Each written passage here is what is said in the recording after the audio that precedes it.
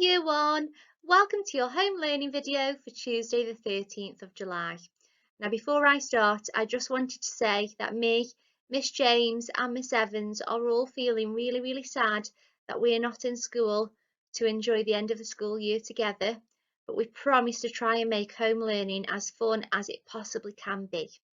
Okay, so each day you're going to have a video that will explain your daily tasks. Now today you've got a maths challenge, a story time, a literacy task, then a creative task.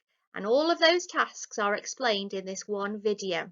So you might want to pause the video throughout and complete one task at a time, or you might want to watch the whole video and then complete them afterwards. It's entirely up to you. Now, me, Miss James and Miss Evans are always answering our emails, so it'd be amazing for you to send in pictures of what you've been up to, and we can send lots of marvellous me's for those of you who take part. I'm really excited to see how you get on. Today's math challenge is for us to practice our 5 times table.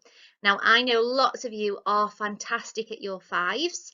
Some of us need a little bit of practice, okay, but now is your chance to learn them, to practice them and to get better at them. So we've got a little video to watch and then we've got some questions to solve. Are we ready? It's the 5 times table this time. Get ready to start with 1 times 5 is 5. Make sure you're Here we tuning go. 1 times 5 is 5. 2 times 5 is 10. 3 times 5 is 15. 4 times 5 is 20. 5 times 5 is 25. 6 times 5 is 30. 7 times 5 is 35. 8 times 5 is 40. 9 times 5 is 45. 10 times 5 is 50. 11 times 5 is 55. 12 times 5 is 60. Yeah! Let's do it again. 1 times 5 is 5. 2 times 5 is 10. 3 times 5 is 15. 4 times 5 is 20. 5 times 5 is 25. 6 times 5 is 30. 7 times 5 is 35. 8 times 5 is 40. 9 times 5 is 45. 10 times 5 is 50. 11 times 5 is 55. 12 times 5 is 60. Yeah! Okay, so your first task is to write out your 5 times table. So using some paper or a book, you can write down your 5 times table, and I would like you to write it like this. So 1 times 5 equals 5. So I'll put that to the screen. So you're writing the whole number sentence, not just 5, 10, 15, 20, 25, 30. So I want to see the whole number sentence all the way up to 12 times 5. I'm sure you'll do amazing at that. Okay, the next challenge is to solve the number sentences using the pictures. So if you look at the picture on screen now, I'm going to use my pen to show you what I mean. So you can see the 5s on the dice. So this is 1, 5, and I'm going to circle it now. There's 1, 5, so that's 1 times 5, and we know 1 times 5 is 5, but there's 2, so we've got 2 times 5. So in the empty space would go 2 times 5 is 10. Okay, just like that. On the next one, you'd count how many 5s you've got. So we've got 1, 2, 3, 4 times 5. Okay, so you might want to touch the screen each time you count in 5. So you could go and watch my pen as it moves. You could go 5, 10, 15, 20. So I'm going to write that answer in first, 20, because that's what we've landed on, that's our answer. And now I'm going to think about the number sentence. We've got 1, 2, 3, 4, lots of 5. So it's 4 times 5. There we go. So that's your next task. So you might want to pause the video now so you can look at that picture and complete all of your number sentences. I can't wait to see how you get on. Then, if you're ready for a trickier challenge, you're going to use your 5 times tables to work out some division facts. So on the screen, you can see my divide sign. Okay, now lots of you have practiced using the divide sign. Some of us haven't done it just yet. So some of us might need an adult's help for this part. So ask mums and dads, nans and granddads, or whoever's looking after you for some help if you're struggling. Okay, so let's look at the first one together. The first one says 40 divided by 5. Okay, so we've got 40, so I'm going to write that there. And divided by is the symbol on screen. So it's a line across, and then it's a dot above and below. So 40 divided by 5. And all that means is how many 5s fit in to 40. Okay, or it might be I've got 40 sweets and I'm going to share them with my 5 friends. So when you're dividing, you are sharing or grouping. So you are working out how many groups of 5 fit into 40, or you could share your 40 sweets with your 5 friends. Okay, so if we're working out 40 divided by 5, we're going to count in 5s until we get to 40. Now, I know some of you have worked out these types of questions using blocks, using drawing, so you might have a different way to work it out, and that is fantastic if you do. But this way is really quick and really easy. So we can count in by 5, so we're going to count in 5s and we're going to stop when we get to 40. Okay, so for each 5 I count in, I'm going to put a finger up. Are you ready? So 5, 10, 15, 20, 25, 30, 35, 40. Oh, I've counted in 5s 8 times. So my answer is 8. 40 divided by 5 is 8. Bear with me, I'll just find my pen. There we go.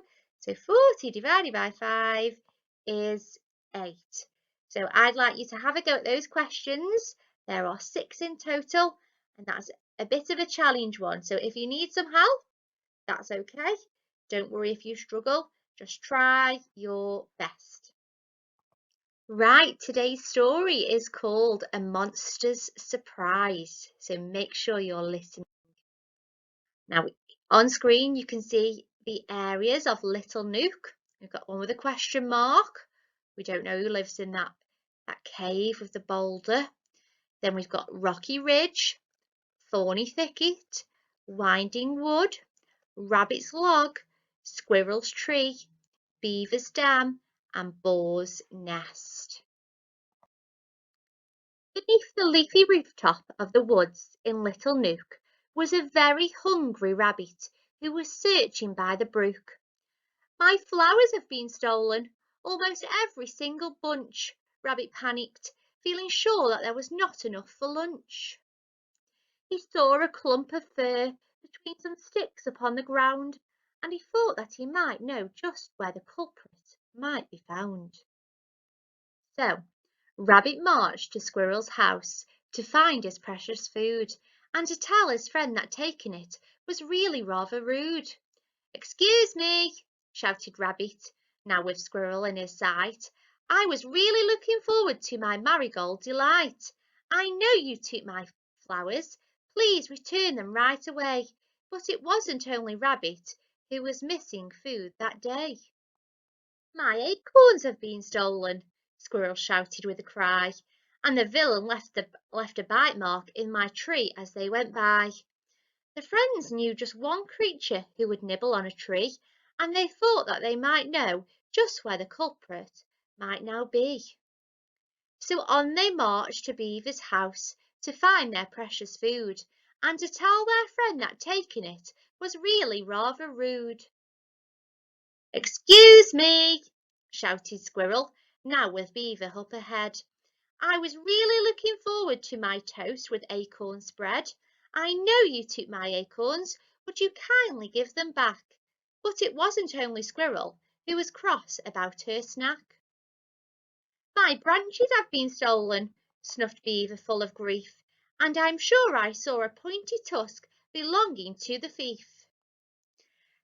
The friends knew just one creature with a tusk of any sort, and they thought that they might know just where the culprit might be caught.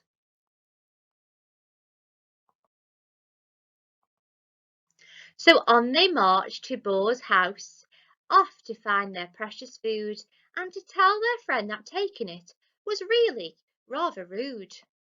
"Excuse me," shouted Beaver, now that Boar was in her view. "I was really looking forward to my branch and bramble stew.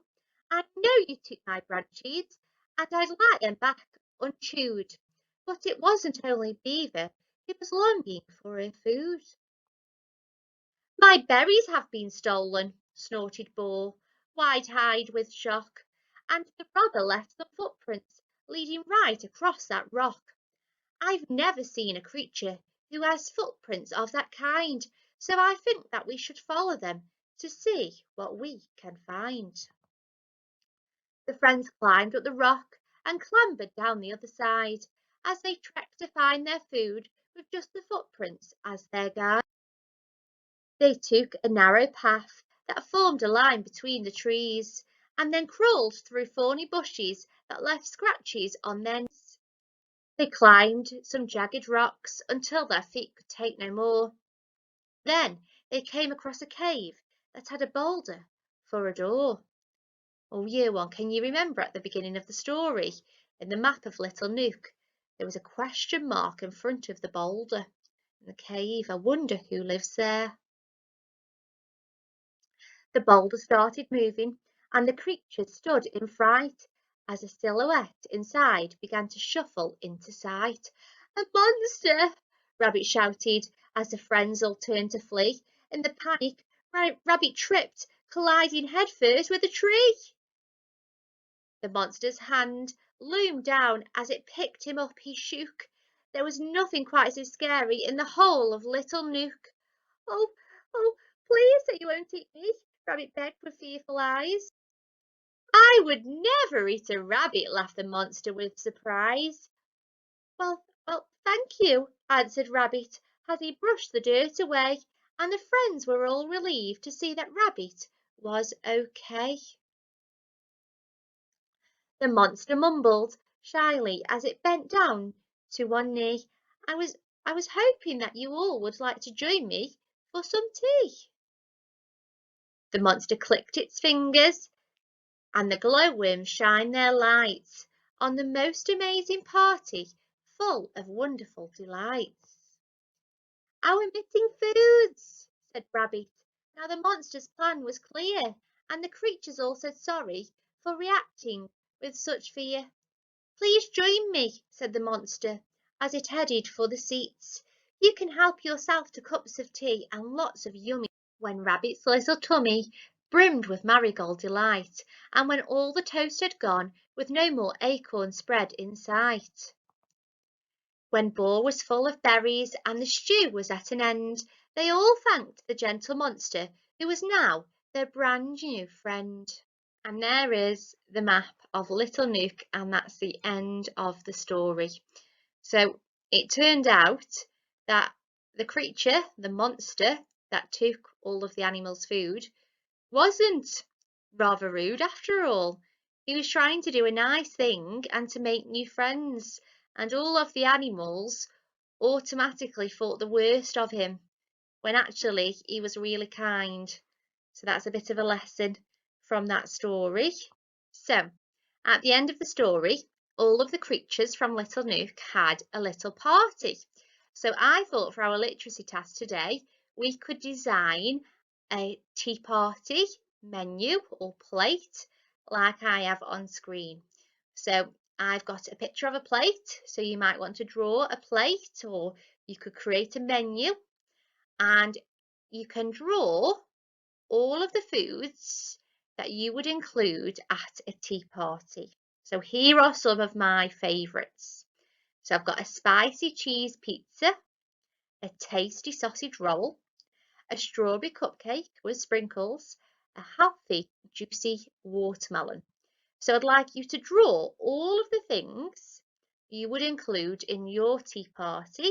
So you can draw the plate and draw the foods, or you could write a menu with some pictures on too. But the main thing I want you to focus on is use your phonics to have a go at sounding out some of the words to write some labels.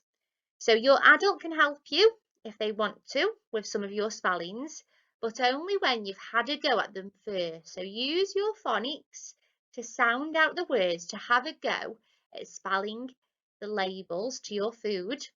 And then if you want to check it with your adult, they can help you with your spellings afterwards. Okay, so I thought that'd be a nice fun task for you to design a tea party like the animals had at the end of the story. Our final task of the day is a creative one. So it says, let's get creative, and I would like you to go on a rainbow treasure hunt. So as you can see on screen, there are some colours: red, orange, yellow, green, blue, purple, brown and white. So I would like you, using whatever you've got at home, whether it be pencil, crayons, felt tips, paint, or if you haven't got any colours, just write the colour word on a piece of paper, and then I would like you to go on a rainbow treasure hunt, either in your garden or around your house, whatever you want or what your adult allows, okay, to find things of those colours. So you can see the example rainbow treasure hunt has been done outside.